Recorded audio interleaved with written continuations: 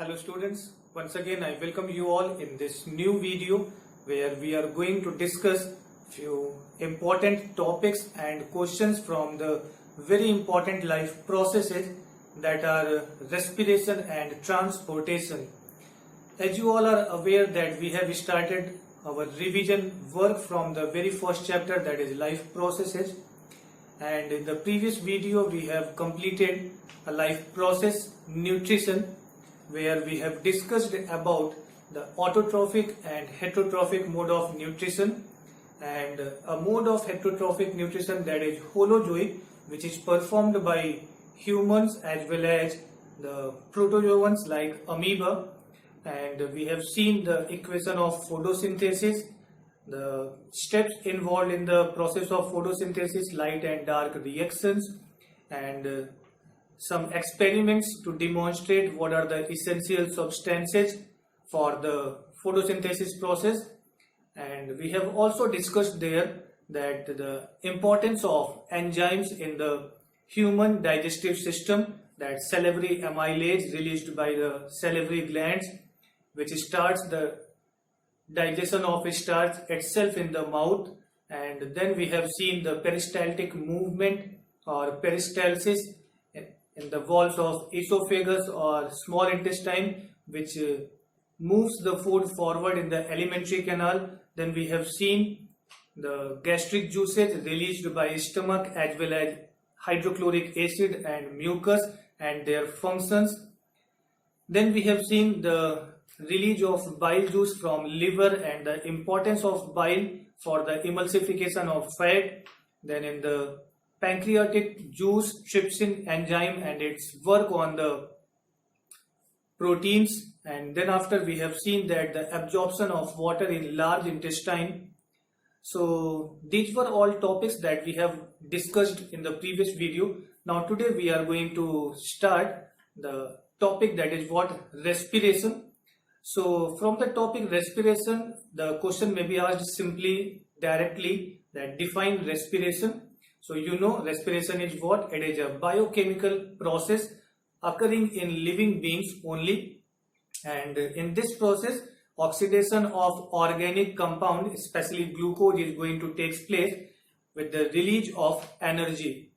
So you know breathing and respiration both are what? Different things, because breathing is a physical change, whereas respiration is what? Biochemical change, and no energy is released in breathing, whereas energy is released in the respiration. So again the question may ask about the breathing and respiration differences amongst them. Then we talk about the type of respiration, aerobic and anaerobic respiration. As you all are aware that aerobic respiration is going to take place only in the presence of oxygen, and since it is occurring in the presence of oxygen, so during this process complete oxidation of food will take place, and hence the release of more energy in the form of 38 ATP will be produced during the aerobic respiration. But when we are going to consider about the anaerobic respiration, since this process is going to take place in the absence of oxygen, so the glucose is going to oxidize incompletely since there is the absence of oxygen, and hence this is the reason why in anaerobic respiration less energy is produced in the form of only 2 ATP. So question may ask here, what are the differences between aerobic and anaerobic respiration, and where we can see aerobic respiration and anaerobic respiration. As you all are aware that anaerobic respiration can be represented by even microbes or fungi, yeast, or sometimes in human beings also during the vigorous physical exercise in our muscle cell, since the absence of oxygen or incomplete or insufficient supply of oxygen. So at that time in our muscle cells also anaerobic respiration is going to take place. But when anaerobic respiration is going to take place in our muscle cell, at that time glucose will be converted into lactic acid, and this is the reason why we feel cramps in our muscles, and this situation can be overcome by providing a massage or hot water bath, because this increases the blood circulation in that specific area, and since the blood circulation increases, it provides the regular supply of oxygen there, and immediately the lactic acid will be again broken down or converted into the carbon dioxide and water, and since the oxidation occurs, so again the situation will be overcome and energy will be released. So the questions that can be asked from this aerobic and anaerobic respiration, then there is what mechanism of respiration. As you all are aware that when we talk about the cellular respiration, that is the chemical change that is occurring in cells inside the cell. So this cellular respiration can be classified in two steps. The first one is what glycolysis, or we can also call it what EMP pathway, because this glycolysis was described by three scientists, Embeden, Meyerhoff and Parnas. So on account of their contribution to describe this reaction, it is also known as what EMP pathway, where glucose is broken down into two molecules of pyruvic acid, or we can also call it pyruvate, and this chemical change is going to take place inside the cytoplasm. Whether it is a part of aerobic respiration or anaerobic respiration, this will be same in all living beings, means the breakdown of glucose into pyruvic acid, and this is going to take place only inside the cytoplasm. So after this, when the pyruvic acid is formed inside the cytoplasm, then the next step is known as what Krebs cycle or citric acid cycle, because this step is going to take place in mitochondria, and first product of this step is what citric acid. That's why it is also known as what citric acid cycle. So this Krebs cycle is specific and peculiar feature of only and only aerobic respiration, and it is the part which is going to take place in mitochondria. Otherwise rest all, whether it is anaerobic respiration in our muscle cell or anaerobic respiration in bacterians or fermentation process in yeast, all of them are going to take place in cytoplasm, but this Krebs cycle is going to take place in mitochondria, and that's why mitochondria is known as what powerhouse of cell, because during this process a lot of energy is going to release in the form of 38 ATP. So many of the questions are asked, which step of respiration is going to take place in cytoplasm? Then definitely glycolysis is going to take place in cytoplasm, as well as anaerobic respiration, means fermentation or breakdown of glucose into lactic acid in human cell, that is also going to take place in cytoplasm. Only and only Krebs cycle, that is a part of aerobic respiration, that is going to take place in mitochondria, because in this oxidation of glucose, means pyruvic acid will be converted into carbon dioxide and water with release of 38 ATP in the form of energy. So these two questions are frequently asked. Then equation of respiration, means how glucose is going to be converted into alcohol and lactic acid during the anaerobic respiration. So when we talk about the microbes, it is going to be converted into alcohol, as well as carbon dioxide gas will be released with the release of less energy. But when we consider about the anaerobic respiration in human muscle cell, only and only lactic acid will be formed. And when we talk about the aerobic respiration, glycolysis and Krebs cycle both will take place. Glycolysis will take place in cytoplasm and Krebs cycle will take place in mitochondria. So these equations are very important. Again, one more thing is there. An experiment is given in your NCERT book to demonstrate that exhaled air is rich in carbon dioxide gas. So to demonstrate this equation or this experiment, we have to take lime water in test tube, and when we are going to exhale air from our mouth or nose, so that lime water is going to turn into white milky color just because of the carbon dioxide gas, which is going to make the change in the lime water, and it is going to turn its color into white, milky color. Next topic is what? Respiration in plants. So you all know that respiration is the process that is performed by all living beings throughout their lifetime, and whether it is day or night. So throughout the day, the respiration process will be conducted. So plants are also not exception. Plants are also doing this process throughout their lifetime, whether it is day or night time. So plants also exchange the gases from the external environment. So in roots hair are present there. Then in stems, lenticels are present there. And when we talk about the leaves, some small pores known as stomata are present there. And all of these structures are going to absorb and release, or means they are going to perform the exchange of gases through simple diffusion process. So diffusion process is involved there in the plants for the exchange of gases through various parts, lenticels in stems and stomata in leaves and root hairs in root. Then the next topic is what? Respiration in human beings. So when we talk about the respiration in human beings, since we are having what? A complex structure. So we are having different and specific system that is known as what? Respiratory system consists of multiple organs like nostrils, nasal cavity, then pharynx, larynx, then trachea, bronchi, bronchioles, and finally alveoli. Means alveoli, the units of lungs, where exchange of gases going to take place with the help of capillaries which are present there in the alveoli.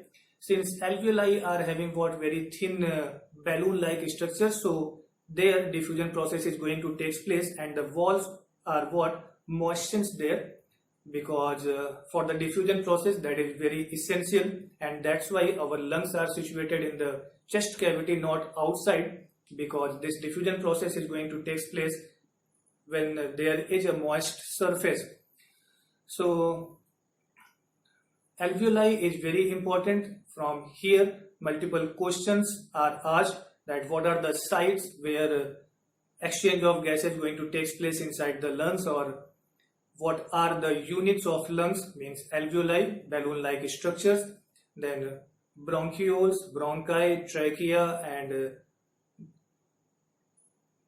pharynx, larynx, then after nasal cavity, and from the nostrils again carbon dioxide gas is exhaled outside.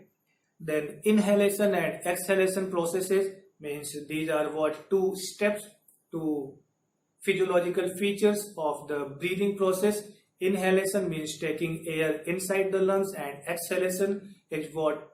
Releasing air from lungs to the external environment. And what are the physical changes that are going to take place during inhalation and exhalation processes? So again, it is very important. Inhalation process and exhalation process means mechanism of breathing, where a lot of physical changes are going to take place.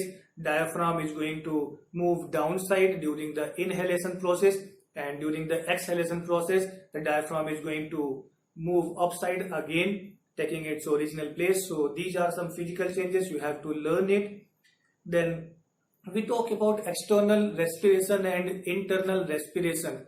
So during the external respiration means the breathing process, the air is going to fill inside the lungs, where through the capillaries oxygen is taken inside the blood capillaries, and carbon dioxide is released in the alveoli.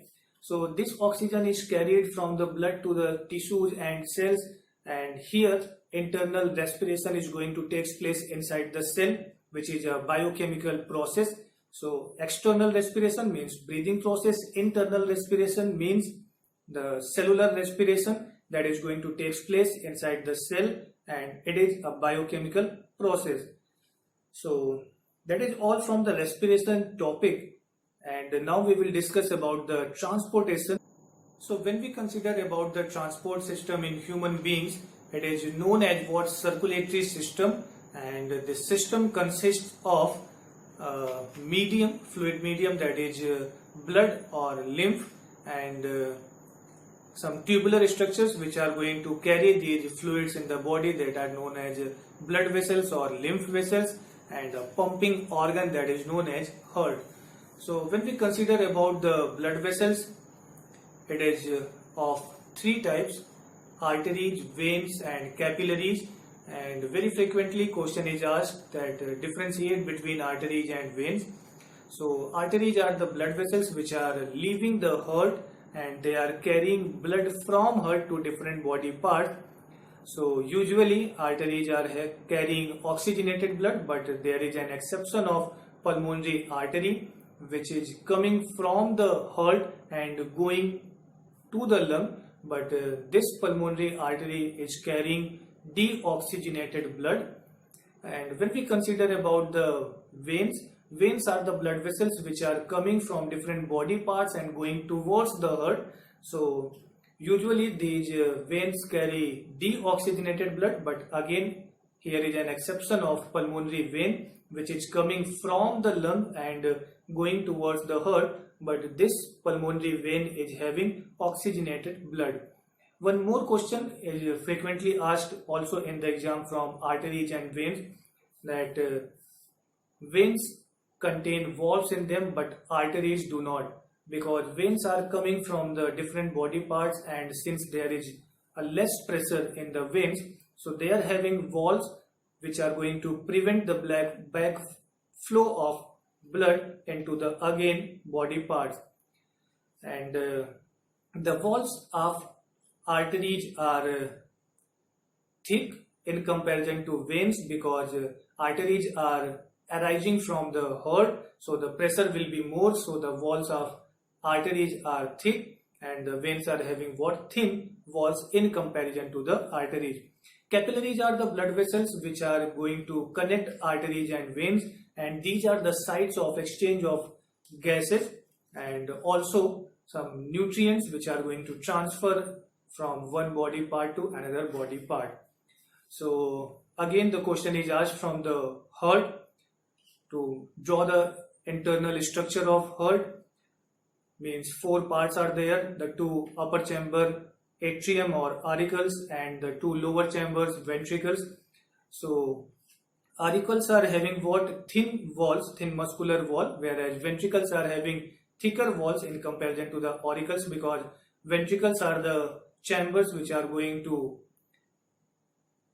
move the blood or send the blood to different parts of the body, so they require a lot of pressure, and that's why they are having thicker wall in comparison to the atrium.